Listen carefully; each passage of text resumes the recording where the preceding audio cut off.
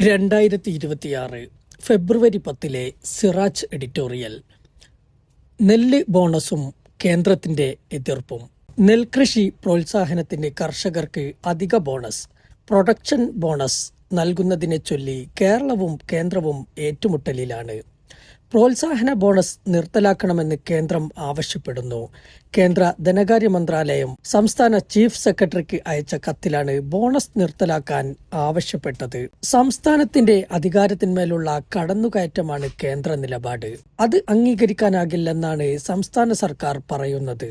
കർഷകരെ സംരക്ഷിക്കേണ്ടതും പ്രോത്സാഹിപ്പിക്കേണ്ടതും സംസ്ഥാനത്തിന്റെ ബാധ്യതയാണെന്ന് മന്ത്രി പി പ്രസാദ് വ്യക്തമാക്കി. താങ്ങുവിലയ്ക്ക് പുറമെ കിലോയ്ക്ക് ₹6.31 സംസ്ഥാനം പ്രോത്സാഹന വിഹിതമായി നൽകുന്നത്. കേന്ദ്ര സർക്കാർ നെല്ലിന് താങ്ങുവില മാത്രമാണ് നൽകുന്നത്. അതിനുമപ്പുറം സംസ്ഥാനങ്ങൾ പ്രോത്സാഹന ബോണസ് നൽകുന്നത് വിപണിയിലെ വില നിലവാരത്തെ ബാധിക്കുകയും കാർഷിക മേഖലയിൽ അസമത്വം സൃഷ്ടിക്കുകയും ചെയ്യുമെന്നാണ് കേന്ദ്രവാദം.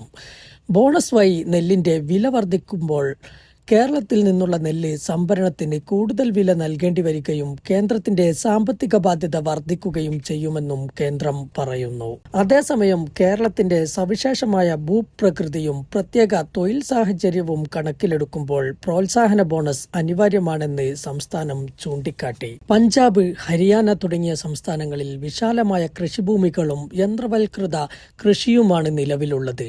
കേരളത്തെ അപേക്ഷിച്ച് കാർഷിക തൊഴിൽ നിരക്കും കുറവാണ്. വിസ്തൃതി കുറഞ്ഞ വയലുകളും ചെറുകിട കർഷകരുമാണ് കേരളത്തിലേത്. ഉയർന്ന സാക്ഷരതയും ജീവിത നിലവാരവും ഉയർന്ന കൂലിയും കാരണം കേരളത്തിലെ നെല്ലുൽപാദന ചെലവ് മറ്റു സംസ്ഥാനങ്ങളെ അപേക്ഷിച്ച് കൂടുതലാണ്. ഉത്തരേന്ത്യൻ സംസ്ഥാനങ്ങളിലെ തൊഴിലാളി നിരക്കിനെ അപേക്ഷിച്ച് 2 മുതൽ 3 മടങ്ങ് വരെ കൂടുതൽ വരും കേരളത്തിൽ. കുട്ടനാട് പോലെ സമുദ്രനിരപ്പിനു താഴെ വരുന്ന പ്രദേശങ്ങളിലെ കൃഷിക്ക് പമ്പിങ്ങിനും മറ്റുമായി വലിയൊരു തുകയും ചെലവാകുന്നു. നെല്ല് ഉൽപാദനത്തിന് കേരളത്തിലെ കർഷകന് ചെലവാകുന്ന തുകയും കേന്ദ്രം നൽകുന്ന താങ്ങുവിലയും തമ്മിൽ വലിയ അന്തരമുണ്ട്. ഈ വിടവ് നികത്താനാണ് കേരളം ഉൽപാദന ബോണസ് നൽകാൻ നിർബന്ധിതമാകുന്നത്. ഇത് നിർത്തലാക്കിയാൽ കർഷകർ നെല്ലുൽപാദനത്തിൽ നിന്ന് പിന്തിരിയുകയോ കടക്കെണിയിൽ അകപ്പെടുകയോ ചെയ്യും. ഉപഭോക്തൃ സംസ്ഥാനമാണ് കേരളം. ആഭ്യന്തര ഭക്ഷ്യാവശ്യത്തിനുള്ള അരി സംസ്ഥാനം ഇറക്കുമതി ചെയ്യുകയാണ്. ഈയൊരു സാഹചര്യത്തിൽ കർഷകരെ ഉൽപാദന വർധനവിന് പ്രേരിപ്പിക്കുകയും പ്രോത്സാഹിപ്പിക്കുകയും ചെയ്യുന്നതിനു പകരം കൃഷിയിൽ നിന്ന് പിന്തിരിയാനിടയാക്കുന്ന നിലപാടെടുക്കുന്നത് ആത്മഹത്യാപരമായിരിക്കും. ഭക്ഷ്യ സുരക്ഷയുടെയും ഗ്രാമീണ സമ്പദ് വ്യവസ്ഥയുടെയും അടിത്തറയാണ് സംസ്ഥാന നെൽകൃഷി. ഹെക്ടറിന് 4575 കിലോഗ്രാമാണ് കേരളത്തിൽ നെല്ലിന്റെ ശരാശരി ഉൽപാദനക്ഷമത. ദേശീയ ശരാശരിയേക്കാൾ കൂടുതൽ വരുമിത്. കർഷകർക്ക് സർക്കാർ നൽകി വരുന്ന പ്രോത്സാഹനം വഴിയാണ് ഈ നേട്ടം കൈവരിക്കാനായത്. സംസ്ഥാനത്തെ പാരിസ്ഥിതിക സന്തുലിതാവസ്ഥ നിലനിർത്തുന്നതിലും നെൽവയലുകൾക്ക് വലിയ പങ്കുണ്ട്. പച്ചപ്പും തണ്ണീർത്തടങ്ങളും വലിയൊരളവോളം സംരക്ഷിക്കുന്നത് വയലുകളാണ്.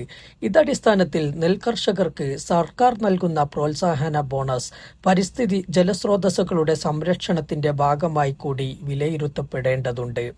ഇത്തരം യാഥാർത്ഥ്യങ്ങൾ ഉൾക്കൊള്ളാതെയും പരിഗണിക്കാതെയുമാണ് കേന്ദ്രം അധിക ബോണസ് നൽകുന്നതിനോട് വിയോജിപ്പ് പ്രകടിപ്പിക്കുന്നതും എല്ലാ സംസ്ഥാനങ്ങളിലും കർഷകർക്ക് ഒരൊറ്റ വില മാത്രമേ നൽകാവൂ എന്ന് ശഠിക്കുന്നതും. ഓരോ സംസ്ഥാനത്തിന്റെയും സാമൂഹിക സാമ്പത്തിക സാഹചര്യങ്ങൾ വ്യത്യസ്തമായിരിക്കെ രാജ്യത്തെങ്ങും ഒരേ വിലയെന്നത് പ്രായോഗികമല്ല. ഭരണഘടന പ്രകാരം കൃഷി സംസ്ഥാനങ്ങളുടെ പരിധിയിൽ വരുന്ന വിഷയമാണ്. എന്നിട്ടും താങ്ങുവിലക്ക് മുകളിൽ കർഷകന് എന്തെങ്കിലും കൂട്ടിക്കൊടുക്കാൻ സംസ്ഥാനത്തിന് അധികാരമില്ലെന്നു വന്നാൽ ഭരണഘടന നൽകിയ ഈ അവകാശമെവിടെ? ഫെഡറൽ സംവിധാനം എന്നത് സംസ്ഥാനങ്ങളെ കേന്ദ്രത്തിന്റെ ഉപശാഖകളാക്കി മാറ്റാനുള്ള ഉപാധിയാക്കി മാറ്റരുത്.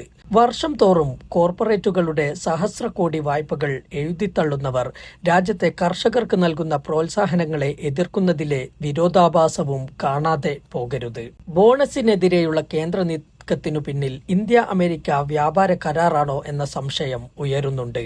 അമേരിക്കയിൽ നിന്നുള്ള ചോളം, സോയ തുടങ്ങിയ ഉൽപ്പന്നങ്ങൾക്ക് ഇന്ത്യയിൽ വലിയ വിപണി സാധ്യതയുണ്ട്.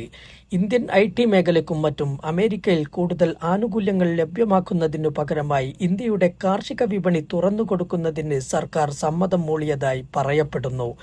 ഇന്ത്യ സ്വന്തം നിലയ്ക്ക് ഭക്ഷ്യധാന്യങ്ങൾ കൂടുതലായി ഉൽപ്പാദിപ്പിക്കുന്നത് അമേരിക്കൻ കയറ്റുമതിയെ ബാധിക്കും.